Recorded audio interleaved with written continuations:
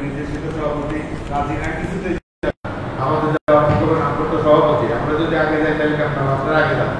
অনেক কিছু বুঝানোর পরে আর হুজুরের দোয়া করতেছি মনে অনেক আল্লাহর কুদরত সে রাজ্যে যাবে। পরে শুক্রবার দিন কালকে হুজুরের দোয়া নিয়ে গেলাম। যাবে কোথায়? উপকমিশনার, র্যাবের উপকমিশনার, সেখান থেকে সে এখন পুলিশের উপকমিশনার হিসেবে আসবে। তার ওখানে ইয়া হবে বিএনপি অফিসের পাশে একটা হোটেলে, চাইনিজ হোটেলে সব বের করে দিচ্ছে, শুধু আমরাই থাকলাম হোটেলে। 3.5 ঘন্টা, 6:30টায় করছি, ওখানে 2 টাকা নিয়ে মাগরিব পড়লাম। তারপরে এসা করার আগে 10:42-এর সময় শেষ হলো। পুলিশ বলতেছে আপনারা বলেন, আপনারা সলিউশন আছেন। আমাদের সভাপতি 1,10,00,000 টাকা না পাইলে সেই 2টা ফ্ল্যাটও থাকবে না, আমাদের রেজিস্ট্রেশনের ব্যাপার কি হবে না হবে তার জানার জন্য এখতিয়ার নেই। সে টাকা ধরে বসে আছে। ওই পুলিশ ভদ্রলোক কমিশনার সাহেব বলতেছে আপনারা আরো নামেন, আপনাদের চাহিদা আরো ইয়ে করেন। একটা পর্যায়ে চাহিদা স্ট্যাটমেন্ট হয়ে গেল, কেউ কারো মানতেছে না। আমি বসে বসে এখানে খালি দোয়াটা করতেছি যে আল্লাহ আজকে যেন ফসল হয়। উনি ছুটে যাচ্ছে, আজকে আর ফসল হবে না। 3.5 ঘন্টা হয়ে গেছে, আমি থাকতে পারবো না, চলে যাচ্ছি। আমি আবার এখানে বললাম আপনি আসছেন, আজকে যদি ফসলটা হয়ে যায় ভালো হয়। তারপর আবার একবার বললাম যে আমি আমার হুজুরের দোয়া নিয়ে আসছি ইনশাআল্লাহ, আজকে ফসল হবে হওয়াই হবে। তো ওরা বলে কি হবে, ওটা 1,10,00,000 থেকে নামেই না। আর ইয়ে বলতেছে, ডেভেলপার বলতেছে আমি ইয়ে হয়ে গেছি, দেউলিয়া হয়ে গেছি, কয়েকদিনের মধ্যে দেউলিয়া ঘোষণা হবে, আমার আর যাওয়ার কোনো শক্তি নেই। এই অবস্থা হতে হতে আল্লাহ রহমত। এদিকে আমি ক্লাসের টাইম চলে যাচ্ছে, দেখতেছি যে ক্লাস ধরতে উঠতেছি না, টাইম চলে যাচ্ছে। তারপর চিন্তা করলাম হুজুর তো আছে, আজকে যেন ফসলা হয়। যাই হোক, আল্লাহর খাস রহমত। এই 1,10,00,000 থেকে নামতে নামতে নামতে নামতে সে 25 লক্ষ টাকায় নামছে। 25 লক্ষ টাকা পেলেই ট্যাঙ্ক দুটো ছেড়ে দিলে এবং আমাদের রেজিস্ট্রেশন করার ব্যবস্থা করে দিবে। তো আল্লাহর কাজ দয়া, শুকরিয়া আদায় করার ভাষা নাই। শুধু ওই দোয়া পড়ার কারণে এইভাবে কোন পরিবেশ আছে, কি রাগারাগি মারামারি কাটাকাটি অবস্থা। পুলিশ বলতেছে আমার সামনে আপনারা শাউটিং করতেছেন, ঠিক না, আস্তে কথা বলেন, জোর কথা বলেন। এই কিন্তু ভদ্রলোক খুবই নরম। পুলিশ হিসাবে তার যে ইয়া থাকা দরকার ছিল সেটা থাকলে 3.5 ঘন্টা লাগতো না, আরো আগে বছর হতো। যাই হোক, তো আল্লাহ দয়া, এটা বলতেছি যে এটা কোন দরবারে আমরা আছি সেটা দেখেন। 8.5 বছর 8 বছর মতো হয়ে গেছে, কোনো সলিউশন নাই, কোনো রকম ব্যবস্থাপনা নেই। আমার একটা বিরাট তপস্যা ছিল যে আল্লাহর দয়া, হুজুরের নির্দেশ নিয়ে আমি সবকিছু কাজ করছি, ইনশাআল্লাহ আল্লাহ দয়া হবে ইনশাআল্লাহ। তো শেষমেশ অক্টোবরে সে ইয়ে করে দিবে, রেজিস্ট্রি করে দিবে। অক্টোবর পর্যন্ত টাইম দিচ্ছে, এই অক্টোবরের মধ্যে 25 লাখ টাকা দিয়ে দিবে। আর তার ফ্ল্যাট দুটো সে নিয়ে নিবে। তার ফ্ল্যাট দুটার দাম 1,40,00,000 টাকা। এটা পুলিশ ভদ্রলোক বুঝাই দিল যে আপনার ফ্ল্যাট দুটো পাচ্ছেন সেটার দাম কত, 1,40,00,000। আপনি দিচ্ছেন কত, 25 লাখ। তাহলে আপনি 25 লাখের বিনিময়ে 1,40,00,000 পেয়ে যাচ্ছেন। ওনার তো নামতে নামতে অনেক নামলো, ওনার সভাপতি সাহেব তো অনেক নামছে। এই যে যাই হোক, দোয়া গুণে এটা হচ্ছে, এটা আমার আত্মবিশ্বাস আছে। দোয়াটা আমি হুজুরের দোয়া, হুজুর থেকে দোয়া নিয়ে গেছি এবং হুজুর যে দাওয়া দিচ্ছেন সেটা করতেছিলাম। তো আল্লাহর রহমত হয়েছে, আল্লাহ দয়া হয়েছে। আমরা যেটা মোটামুটি একটা নির্বাচী নামরা করে ওই নামটা বেঁধে নিলেন সবাই, এই অবস্থায় আছি। এখন অক্টোবর আসলে আল্লাহ রহমতে এটা ফাইনাল পজিশন হয়ে যাবে। তো এটা আল্লাহ দরবারে হুজুর বলছেন যে আল্লাহ দরবারে যারা আছেন আপনারা, আপনাদের দুনিয়ারই কোনো ক্ষতি হবে না, দুনিয়ার উত্তর বীর প্রবৃদ্ধি হবে। আমি ইয়ে হিসাবে ওই যেখানে থাকি সেখানে যদি এখন কিছু করতে হয়, আমার কোনো ডকুমেন্ট নাই, টাকা দিচ্ছি শুধু এই ডকুমেন্টটা আছে, আর কিছু নাই যে এটা আমার ফ্ল্যাট বা কিছু। এই অবস্থার মধ্যে আসি, সবাই টেনশনগ্রস্ত। তার বললাম যে টেনশনের কিছু নাই, হুজুরের শিক্ষা থেকে জানি সুনানুল্লাহ তাহিনুল্লাহ তাহাজানু আব্দুল্লাহ আল্লাহ ইনকুতু মুমিনিন। শর্ত হলো মুমিন হওয়া। যদি মুমিন হওয়া যায় তাহলে এগুলো কোনো ব্যাপার না। আমরা সেই দরবারে আসছি, আমাদের ওলি আল্লাহ হাদিস পুঙ্খানুপুঙ্খ কোরআন হাদিস ফলো করেন, বাইরে একটু না। এবং আশ্চর্যের বিষয় হলো হুজুর যখন যে রেফারেন্স হয় সেটাই কোরআন শরীফ থেকে রেফারেন্স দিয়ে দেয়। যেমন ইব্রাহিমের একটা কথা আমি একটা গেছিলাম, ইব্রাহিম বললো যে খেয়ে দেয় হাড্ডি ফালাবো, তো এইরকম লোক জান্নাতে যাবে না, হাড্ডি ফালাবো। হুজুর কি সুন্দর এসে কোরআন আয়াত দিয়ে বলে দিলে হাড্ডি ফালার লাগবে না, হাড্ডি রিসিভ করার জন্য দূর গেলমানরা আপনার আশেপাশে করতে থাকবে রয়েছে, আপনি হাড্ডি ফালাইবেন কখন, ময়লা করবেন কখন। আর আরেকটা কথা হুজুর বলছেন যে এমন চরিত্রের লোক যাবে না যারা হাড্ডি ফালায়, তারা বেঁচতে যাবে না। হাড্ডি ফালার অভ্যাস দিয়ে, আইন খেলা দেবীর অভ্যাস দিয়ে কেউ বেঁচতে যাবেন। বেঁচতে যারা যাবেন বিনয়ী, নম্র, ভদ্র, যত রকম কোয়ালিটি আছে সব কোয়ালিটি সম্পন্ন লোকেরাই বেঁচতে যাবে। ওখানে যায় মারামারি হবে না, হিংসা হবে না, আমি তার পাশে বসতে পারি না, তার সাথে আমি কথা বলি না, তারে আমি দেখি না, এগুলো ওখানে নাই। কোনো হিংসা বিদ্বেষ কিছু নাই। সেই পরিবেশ যখন আমার ভিতরে আসবে তখন আমি মনে করবো যে আমি জান্নাতি বা আমি জান্নাতে যেতে পারি। তো সেই জান্নাতি হওয়ার যোগ্যতা অর্জন করার জন্য আমরা আমাদের বলি লাফি মুর্শিদের কাছে দরবার করছি। দরবারকে মূল্যায়ন যে যত বেশি করতে পারবো সে তত বেশি উঠবে। নাজিমুদ্দিন ভাই মূল্যায়ন করেছিল হুজুরের প্রত্যেকটা কথায় সাগরে পড়ে যাচ্ছে টাকা, দেখতেছে যে এই টাকার কোনো ভ্যালুয়েশন নেই কিন্তু উনি দিচ্ছে। যেমন বৈশাখী মার্কেট 10 নম্বর মার্কেট এখন খাওয়া হয়ে গেছে, কিন্তু যে কত লাখ টাকা নাজিমুদ্দিন ভাই দিচ্ছে তার কোনো অযোধ্যা নেই। এইভাবে যখন যেখানে টাকা দিতে বলছে দিয়েছেন, আল্লাহ রহমতের বিনিময় পাচ্ছে। আজকে তার 2 নাতি আসে, আল্লাহ তাকে কবুল করুন। এই 2 নাতিও যেন আমাদের দরবারে খাতে হয়ে যেতে পারে এবং নাজিমুদ্দিন ভাই কবরের স্থানে পৌঁছে যেতে পারে। ওদের কাছে খাদ্য আচার আমার কাছে কাজ কামনা করি, বলি আল্লাহ আহমদ সাহেবের খেদমত এবং দরবারের খেদমত মুসলমান সাহেব কবরে যেতে পারি। এ তো আচার বিদায় নিতেছে।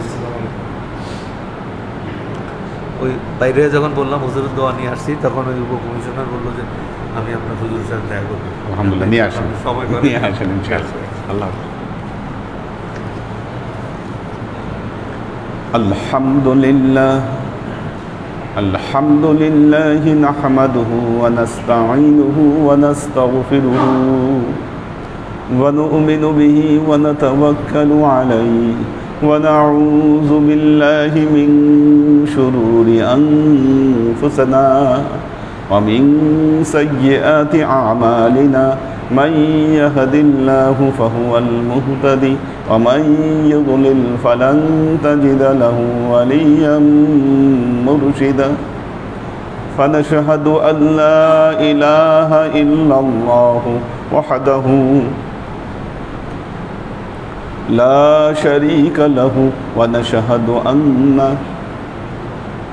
سيدنا وسندنا ونبينا محمدا صلى الله عليه وسلم الذي أرسله الله بالحق بشيرا ونذيرا وداعيا إلى الله بإذنه وسراجا منيرا. وقال الله تعالى في كلامه المجيد وفرقانه الحميد ما كان محمد أبا أحد من رجالكم ولكن رسول الله وخاتم النبيين وكان الله بكل شيء عليما. إن الله وملائكته يصلون على النبي يا أيها الذين آمنوا صلوا عليه وسلموا تسليما.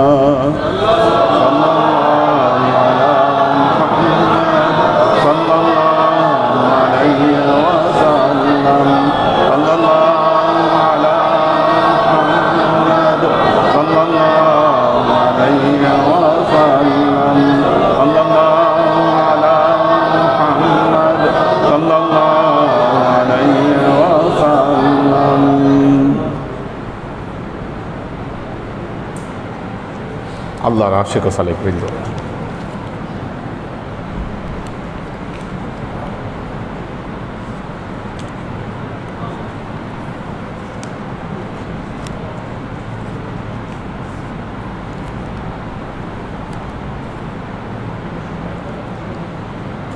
عن ابن شهاب عن سالم عن أبيه أنه قال دخل رسول الله صلى الله عليه وسلم البيت وأسامة بن زايد وبلال وعثمان بن طلحة فأغلقوا عليهم الباب. আল্লাহ নবী বাইতুল্লাহে আসলেন, এসে কাবা ঘরের ভেতরে ঢুকে গেলেন, সাথে 3 জন ঢুকলেন। আন ওসামা বিন জায়েদ, আল্লাহ নবীর একজন প্রসিদ্ধ সাহাবী, যিনি শাবান মাসের রোজার ব্যাপারে হাদিস বর্ণনা করেছেন। লাম আরাকা আন তাসুমা আকসারা মিন শাহরি শাবান, এই যে হাদিসটি, এটা ওসামা বিন জায়েদ ওনার রেওয়ায়েতে বর্ণিত। ও বেলাল, ইসলামের প্রথম মুয়াজ্জিন জানেন সবাই আপনারা। ও ওসমান বিন তালহা, হযরত ওসমান বিন তালহা রাদিয়াল্লাহু তাআলা আনহু, এই তিনজনকে নিয়ে আল্লাহ নবী ভেতরে ঢুকে গেলেন।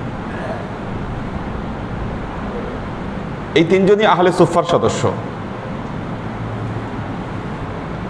ঢুকে কি করলেন? ফাআগলাকু আলাইহিমুল বাব, ভেতরে ঢুকে দরজা বন্ধ করে দিলেন।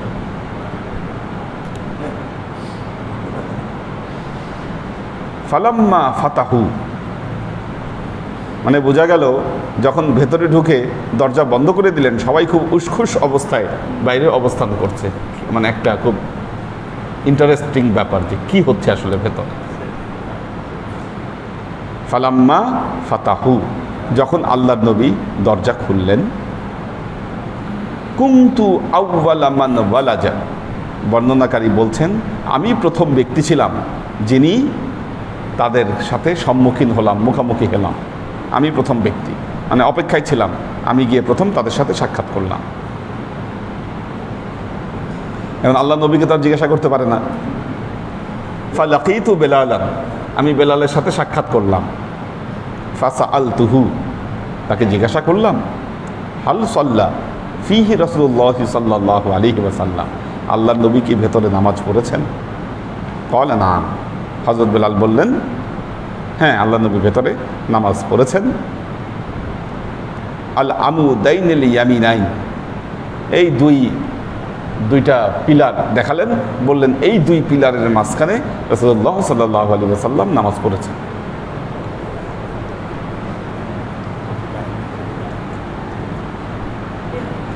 কিছু কিছু হাদিস, যেমন খাজা মঈনুদ্দিন চিশতি রহমতুল্লাহ আলাইহি তার আসরারে হাকিকির মধ্যে একটি বর্ণনা দিয়েছেন যে আল্লাহ নবী একদিন সাহাবাদেরকে নিয়ে বসেছিলেন, অনেক সাহাবা সেখানে ছিলেন।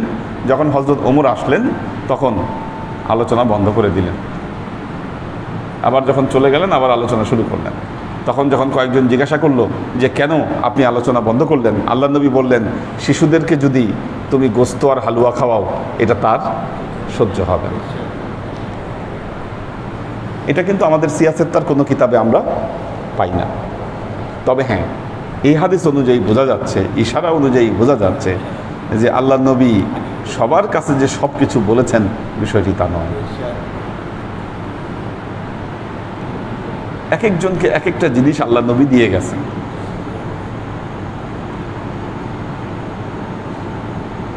তো এই জন্য আল্লাহ নবীর যে এই গোপন আমলগুলো, নবীর সাথে যারা ছিলেন, এবং আহলে সুফফার আমল ডিফারেন্ট ছিল, বাকিদের চেয়ে ওনাদের আমলগুলো একটু ডিফারেন্ট আমল ছিল।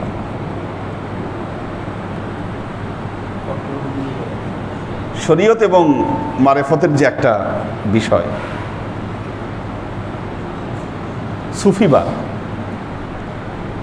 সুফিবাদের উৎপত্তি সম্পর্কে যতগুলো মতবাদ বলা হয় যে সুফিবাদ কোত্থেকে উৎপত্তি হয়েছে, তার মধ্যে একটি মত হচ্ছে এই আহলে সোফা, এই সোফা শব্দ থেকে সুফিবাদের উৎপত্তি।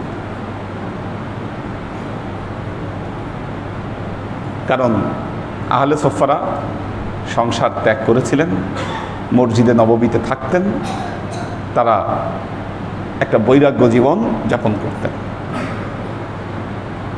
এখন আপনারা বলবেন আল্লাহ নবী তো বলেছেন লা রহবানিয়াত ফিল ইসলাম, ইসলামে তো বৈরাগ্যবাদ নাই।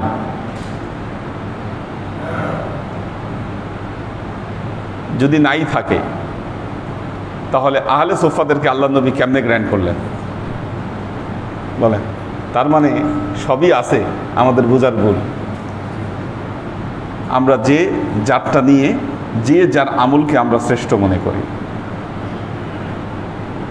হযরত শাহজালাল ইয়ামিনী রহমতুল্লাহ আলাইহি, উনি যে আল্লাহর বড় একজন ওলি ছিলেন কোনো সন্দেহ নাই এতে। উঁচু মাপের ওলি ছিলেন তিনি। উনি মুজাররাদ ছিলেন, বিয়ে করেন নাই উনি। তার মানে বিয়ে না করেও ভেলায়েতের এত বড় দরজায় পৌঁছানো যায়।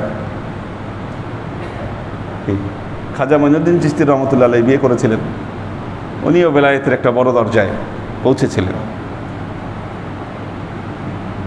আমি এখান থেকে বিশ্ববিদ্যালয়ে যাব, মিরপুর রোড দিয়েও যেতে পারি, আবার ফার্মগেট হয়ে শাহবাগ দিয়েও যেতে পারি।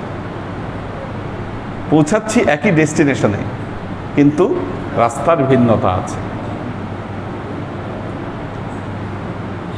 আমাদের বিষয়গুলো তাই, আমরা পৌঁছাচ্ছি একই লক্ষ্যে, কিন্তু রাস্তার ভিন্নতা রয়েছে।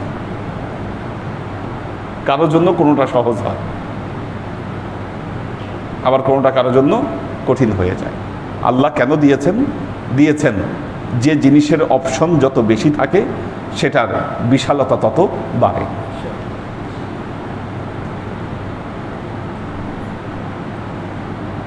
মানব সৃষ্টির উদ্দেশ্য,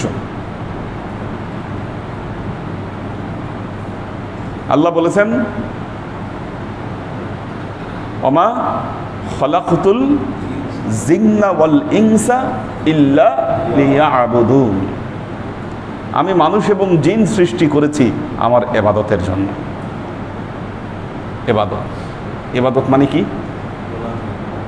গোলামি, বন্দেগী। আচ্ছা, ইবাদত তো আরবি শব্দ, বাংলা আপনারা বললেন গোলামি, যদি এটাও আরবি শব্দ, বন্দেগী এটাও আরবি শব্দ, সবই কিন্তু আরবি শব্দ। তাহলে বাংলা শব্দ কি? হ্যাঁ, আরাধনা। হ্যাঁ, আরাধনা এটা আবার সংস্কৃত হিন্দু শব্দ, ঠিক আছে। আরাধনাটা ডাইরেক্ট একদম হিন্দুদের ল্যাঙ্গুয়েজেই ব্যবহার হয়। আমি যদি বলি আল্লাহ তার মনোরঞ্জনের জন্য মানুষ এবং জিন সৃষ্টি করেছেন, তাহলে কি কথাটা ভুল হবে? বলেন, আল্লাহ তার নিজের মনোরঞ্জনের জন্য আমাদেরকে তৈরি করছেন, ঠিক কিনা? উদ্দেশ্য হচ্ছে এটা, আমরা আল্লাহর এই বন্দেগীগুলো করলে তার ভালো লাগে। কি ভালো না লাগলে কি এটা করতেন আল্লাহ? বলেন।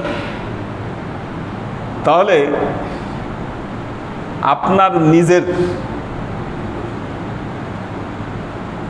কখনো পান্তা খাইতে ভালো লাগে, কখনো পোলাও কোরমা খাইতে ভালো লাগে, কখনো ভর্তা ভাত খাইতে ভালো লাগে, কখনো গরুর গোস্ত খাইতে ভালো লাগে? কি এমন মানুষ পাবেন না যার 12 মাস পোলাও খাইতে ভালো লাগে? খাইতেও পারবেন। কি মানুষ ডিফারেন্ট টেস্ট পছন্দ করে।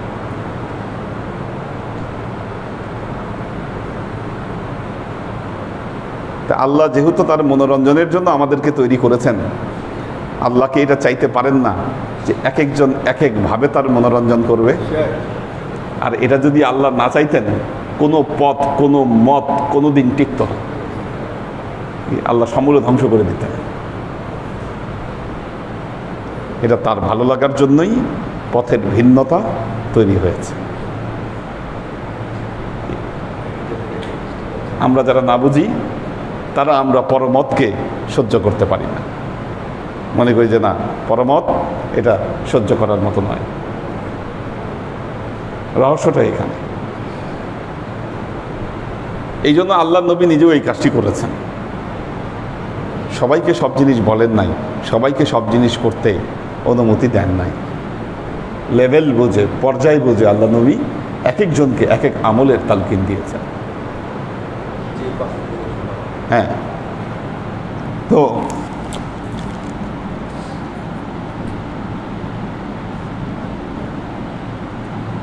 عن عقبة عن نافع عن ابن عمر أنه كان إذا دخل الكعبة, হযরত ওমর রাদিয়াল্লাহু তাআলা আনহু যখন কাবা ঘরে প্রবেশ করতেন, মাশা কিবালাল ওয়াজহাইন, ঢুকে সামনের দিকে কিছু দূর এগিয়ে যেতেন।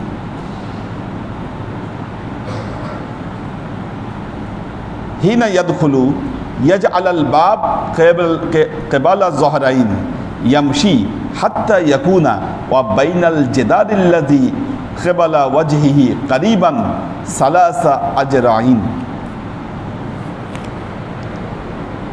কাবা ঘরের ভেতরে তো যে কোনো দিকে ফিরেই নামাজ পড়া যায়, ডাইনে বায়ে পেছনে যেই দিকে খুশি ঘুরে আপনি নামাজ আদায় করতে পারবেন কাবা ঘরের ভেতরে ঢুকে। হযরত ওমর রাদিয়াল্লাহু তাআলা আনহু কি করতেন, ঢুকে কাবা ঘরের দরজাটাকে পেছনে দিয়ে তিনি কয়েক কদম সামনে এগিয়ে যেতেন।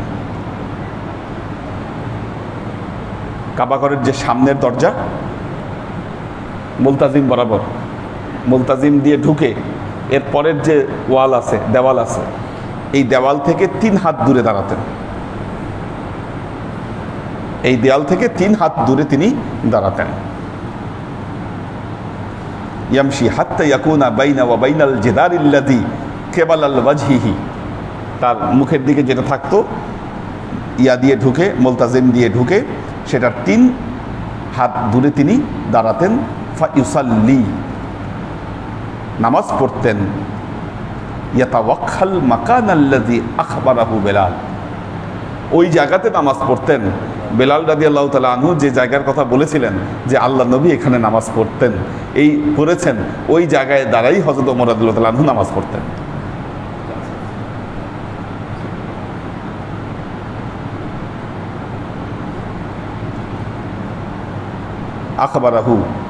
আখবারাহু বেলাল আন্না রাসূলুল্লাহ সাল্লাল্লাহু আলাইহি ওয়াসাল্লাম সাল্লা ফীহি ওয়া লাইসা আলা আহাদিন বা'সুন আইয়ুসাল্লি ফি আইয়ি নওয়াহিল বাইতি শাআ। যদিও হাদিসের শেষ অংশে বলছেন, যদিও কাবা ঘরের ভেতরে ঢুকে যে কোনো দিকে ফিরে নামাজ পড়তে কোনো সমস্যা নেই। এসির বাতাসে ঘুম লেগে গেছে, 10:30টাও বেজে আসছে, একটু আগায় বসেন, আর একটা বা দুইটা হাদিস পড়ুন।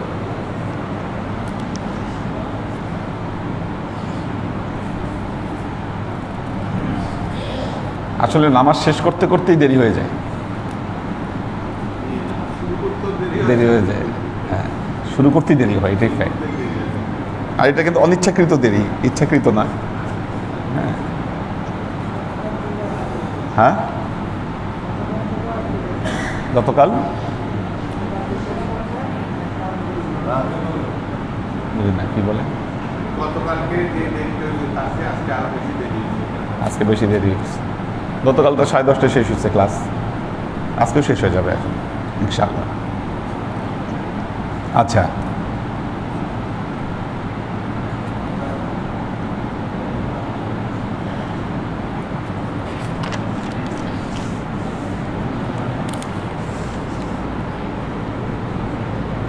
عن عباس عن ابن عباس قال أن رسول الله صلى الله عليه وسلم لما قدم أبي أن يدخل البيت وفيه آلهة أمر بها। আল্লাহ নবী যখন মক্কা বিজয়ের পর মক্কায় ঢুকলেন, মক্কা বিজয়ের পর মক্কায় ঢুকলেন, ওই যে আমাদের নাসিরউদ্দিন আসেন, এটা শেষ হাদিস।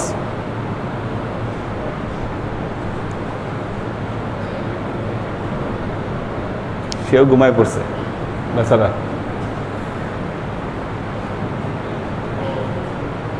কি যেন নাম ওর,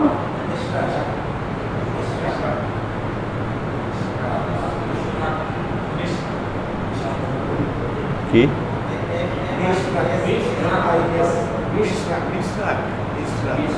মিশরাক। আর কোনো নাম আছে? আরেকটা নাম শুনছিলাম যে, হ্যাঁ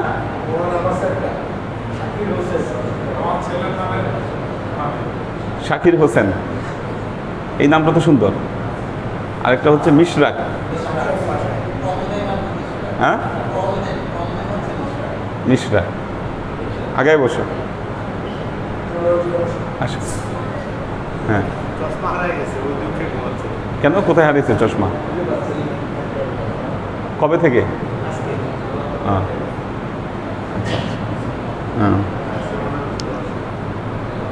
আচ্ছা, ওদেরও তো একটা গ্রুপ করার কথা, হ্যাঁ ওদেরটাও করার কথা, করবো দেখি। এদেরটাকে রেডি হোক একটা একটা করে, আরও তো কার্যক্রম বাকি আছে। কার্যক্রম তো বাকি আছে। কালকে তো মাকসুদা নাম তো ক্লাস ধরতে পারে নাই। কোন গ্রুপে? বিয়ের কোন কোন কোন গ্রুপে? হ্যাঁ, সিতে। আর আপনি? দুজনই সি গ্রুপে। আচ্ছা, হ্যাঁ।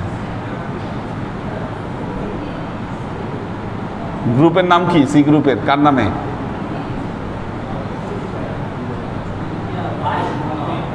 হ্যাঁ,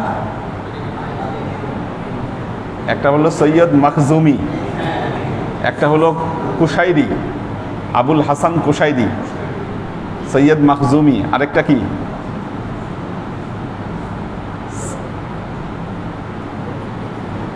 এ হচ্ছে মখজুমি, বি হচ্ছে আবুল হাসান কোশাইরি, আর সিটা কোনটা?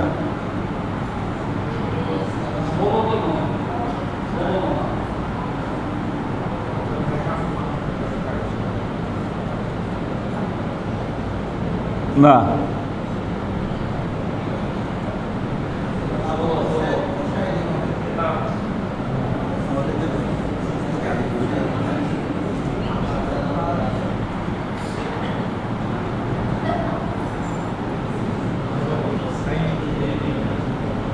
সৈয়দ মখজুমি। তাহলে আলিফ এ কোনটা? এই তো এটা।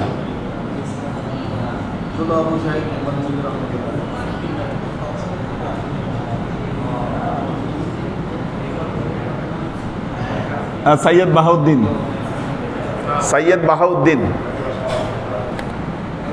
সৈয়দ বাহাউদ্দিন 21 নম্বর।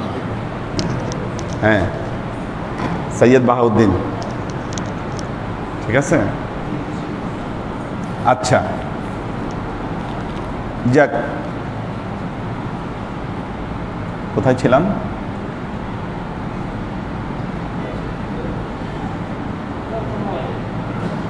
না, মক্কা বিজয়ের পর আল্লাহ নবী যখন কাবা ঘরে প্রবেশ করলেন, তখন কাবা ঘরের মধ্যে অনেকগুলো মূর্তি ছিল।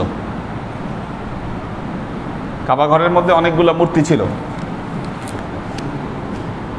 ওয়াফিহি আলিহাতুন ফা আমারা বিহা ফা উখরিজাত, আল্লাহ নবী সেগুলোকে বের করার নির্দেশ দিলেন।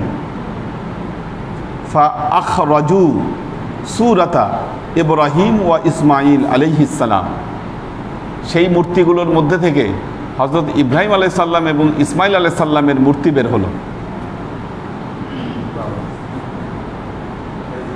হ্যাঁ, হযরত ইসমাঈল আলাইহিস সালামের, ইব্রাহিম আলাইহিস সালামেরও মূর্তি ছিল, আবার ইসমাঈল আলাইহিস সালামেরও মূর্তি ছিল কাবা ঘরের ভেতরে।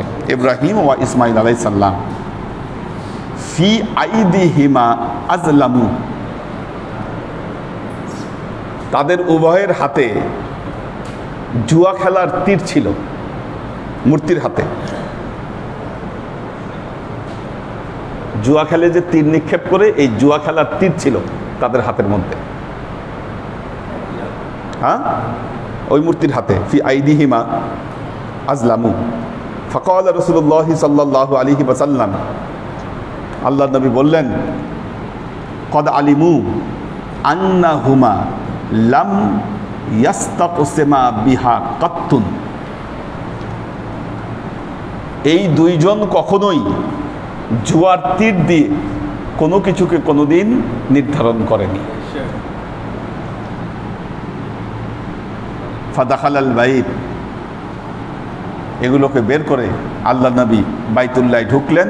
ফাকাব্বারা, এবং আল্লাহর নামের তাকবীর দিলেন। ফাকাব্বারা ফি নাওয়াহিহি, চার কোনায় গিয়ে তাকবীর দিলেন।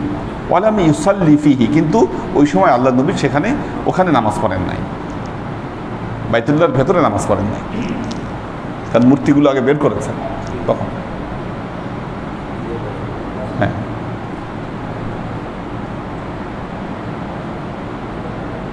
বিজয়ের পর আল্লাহ নবী এক সালামে 8 রাকাত নামাজ পড়েছেন। সেটা বাইতুল্লাহর ভেতরে না, মানে কাবা ঘরের ভেতরে না, এমনি বাইতুল্লাহর মধ্যে পড়েছেন। এটাকে বলা হয় সালাতুল ফাতহ। হ্যাঁ, বিজয়ের নামাজ, বিজয় ফাতহুন, সালাতুল ফাত। হ্যাঁ, সালাতুল দোহা হচ্ছে যেটা সূর্য ওঠার পর যেটা পড়া হয়, সেটা হলো সালাতুল দোহা, আর এটাকে বলা হয় সালাতুল ফাত। হ্যাঁ, বিজয়ের নামাজ, এক সালামে 8 রাকাত। এটা মক্কা বিজয়ের দিন পড়েছিলেন। তো দেখুন একটা জিনিস, ফ্যাক্ট হলো আল্লাহ নবী মক্কা বিজয় করেছেন, বাইতুল্লাহ থেকে মূর্তিগুলো বের করার নির্দেশ দিলেন। মূর্তি বের হলো, কার কার মূর্তি? হজরত ইব্রাহিম নবীর মূর্তি বের হলো, হজরত ইসমাইল নবীর মূর্তি বের হলো। মানে তাদের অনুসারীরা কি করেছে? এই বছরের বিবর্তনে তাদেরকে ভক্তি করতে করতে মূর্তি বানায় ফেলছে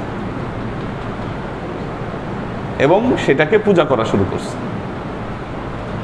আবার মূর্তি তো বানিয়েছে, মূর্তির হাতে আবার জুয়া খেলার তীর দিয়ে দিছে।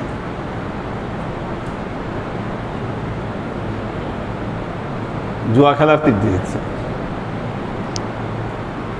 যাতে প্রমোট করতে পারে যে না, জুয়া এটা ভালো জিনিস।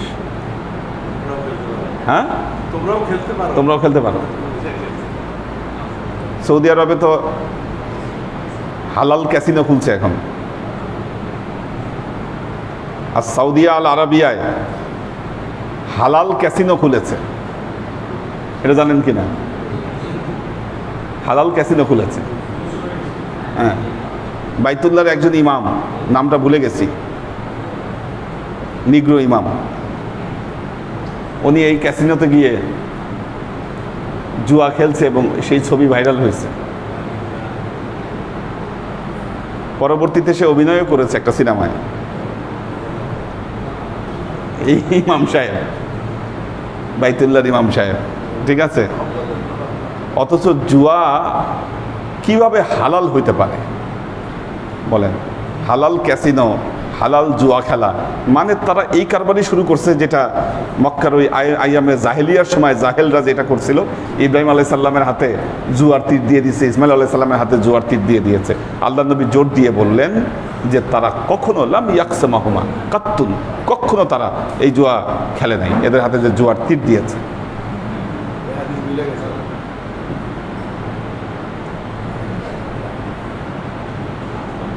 হাদিস নিজেদের প্রয়োজনে, হাদিস নিজেদের প্রয়োজনে বানিয়েছে, আবার নিজেদের প্রয়োজনে হাদিসকে বাদ দিয়েছে।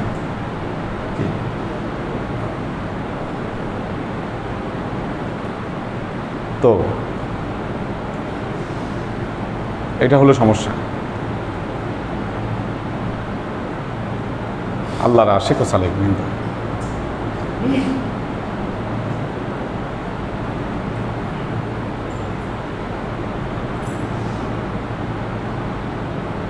যারা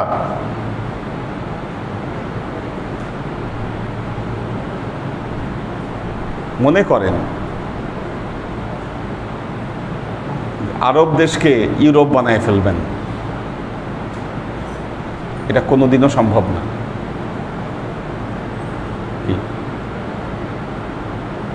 এখন মোহাম্মদ বিন সালমানের প্রজেক্ট হচ্ছে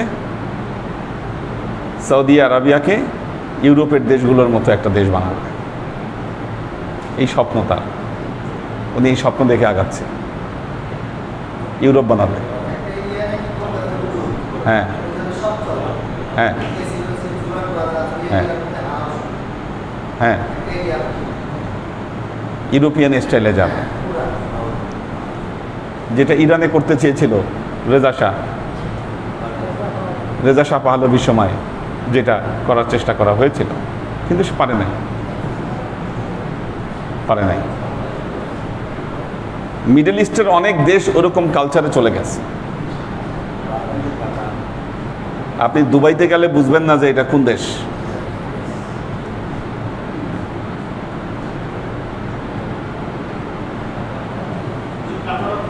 হ্যাঁ, দুবাই, কাতার, বাহরাইন সব এক লাইনে হাঁটছে। এরা তো ওই যে ডলারের কাছে বিক্রি হয়ে গেছে, শৌখিনতা, ডলার, লোভ, কি এগুলো দিয়ে শেষ করে দিয়েছে। মুসলমানদের তো এমনি এই দুরবস্থা না, এমনি এই দুরবস্থা নয় মুসলমানদের। তাকওয়া এবং পরহেজগারিতার উপর মুসলমানরা প্রতিষ্ঠিত থাকতে পারেনি। অথচ আল্লাহ নবী বলেছেন ওয়া তাআওয়ানু বিল বিররি ওয়াত তাকওয়া, তাকওয়া এবং পুণ্য কাজের ব্যাপারে আল্লাহ নবী একে অপরকে উপদেশ দিতে বলেছেন। আল্লাহ আমাদেরকে রক্ষা করুন। বারাকাল্লাহু লানা ওয়া লাকুম ফিল কুরআনিল আযীম ওয়া নাফা'ানা ওয়া ইয়্যাকুম লা আয়াতি ওয়া যিকরিল হাকীম ইন্নাহু তাআলা জাওয়াদুন কারীমুম মালিকুন রাউফুর রহিম। এখন এমন একটা অবস্থা তৈরি করছে, এদের গোলামি করলে ওই দেশের অর্থনীতি ভালো থাকে, আর গোলামি না করলে অর্থনীতি খারাপ হয়।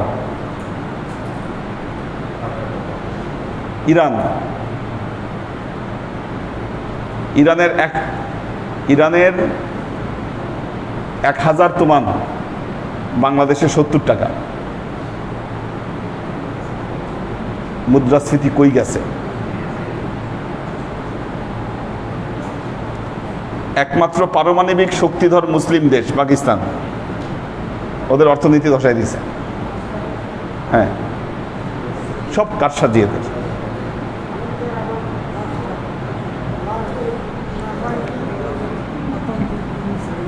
হ্যাঁ হ্যাঁ, তো আল্লাহ আমাদেরকে রক্ষা করুন। দাও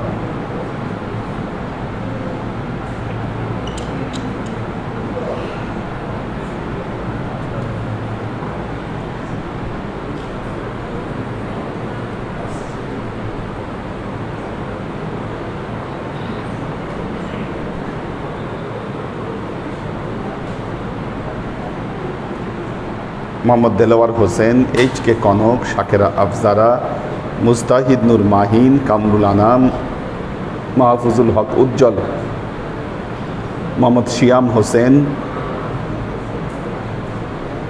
হাসান আবদুল্লাহ, হাসিব ভাই আছেন, ওয়াসিফ আহমেদ জনি ক্যাম্বোডিয়া থেকে সালাম জানিয়েছে সবাইকে। আবু আয়মান চৌধুরী দিনাজপুর থেকে, রাইসা তাজরিয়ান, জেসমিন আছে, হাসান আবদুল্লাহ, আমরিন শরীফ, শোয়েব খান, মোবাইদুর রহমান, আলী আকবর ভাই আছেন, মোহাম্মদ আজাদ আছেন,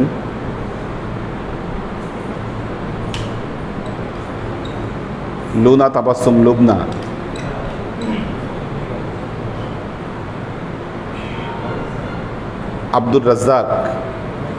আব্দুর রাজ্জাক আছেন, কামরুল আনাম, শোয়েবুর রহমান, পপিয়ারা জামান সুমি, আইরিন সুলতান, আব্দুল হাফিজ, কাজী রুমা, সুলতান মামুন,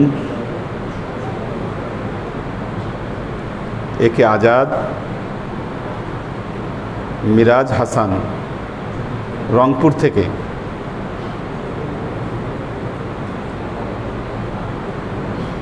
আবু আফজাল, সাজ্জাদ রহমান, সাকিনা বেগম, নুসরাত রুনা, আনোয়ারা শরীফ, ওমর শরীফ,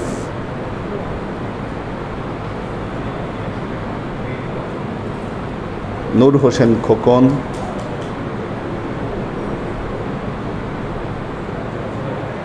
ফরিদ শফি আক্তার সুরাইয়া, সুরভি আক্তার নিপা, নাজিমুদ্দিন ভাইয়ের ফ্যামিলি আছেন,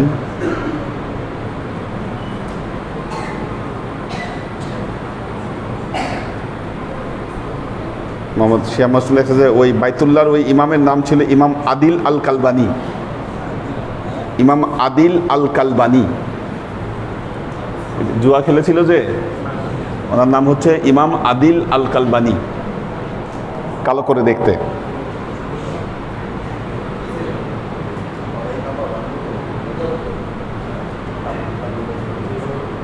পাখির ভেজ, আহনাফ ইসলাম বাইদ, আল্লাহ সবাইকে ভালো রাখুন, সুস্থ রাখুন।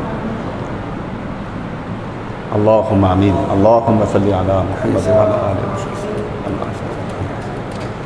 আল্লাহুম্মা বারিক আলা মুহাম্মাদ ওয়া আলা আলি মুহাম্মাদ কামা বারাকতা আলা ইব্রাহিম ওয়া আলা আলি ইব্রাহিম ইন্নাকা হামিদুম মাজিদ। রব্বানা যালামনা আনফুসানা ওয়া ইল্লাম তাগফির লানা ওয়া তারহামনা লানাকুনান্না মিনাল খাসিরিন।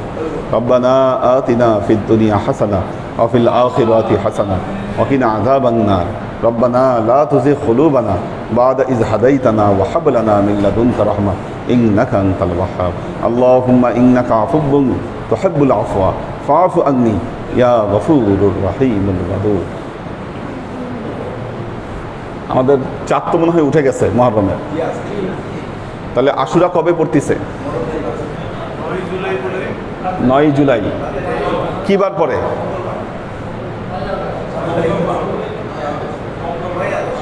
আচ্ছা, 9 আগস্ট হলে আমরা সোমবার রাতে তাহলে প্রোগ্রাম করতে পারি। হ্যাঁ, বস্তু তো আছেই না, পরের সোমবার, পরের সোমবার। হ্যাঁ হ্যাঁ, তাহলে রোজা হবে 8 তারিখ, 9 তারিখ, 10 তারিখ, সোম মঙ্গল বুধ। হ্যাঁ, রবিবার রাতে খেয়ে তারপর রাখতে হবে রোজা। হ্যাঁ, তো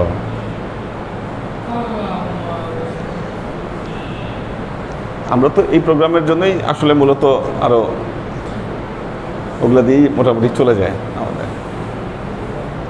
রব্বানা লা তুযিগ কুলুবানা বা'দা ইয হাদাইতানা ওয়া হাব লানা মিন লাদুনকা রাহমাহ ইন্নাকা আনতাল ওয়াহ্হাব। ইয়া আল্লাহ, ইয়া রহমান, ইয়া মালিক, ইয়া আল্লাহ, আমরা এতক্ষণ তোমার দরবারে যে সমস্ত আমলকে উপস্থাপন করলাম, ত্রুটি মুক্তভাবে এই আমলগুলোকে তুমি আমাদের তরফ থেকে কবুল করে নাও।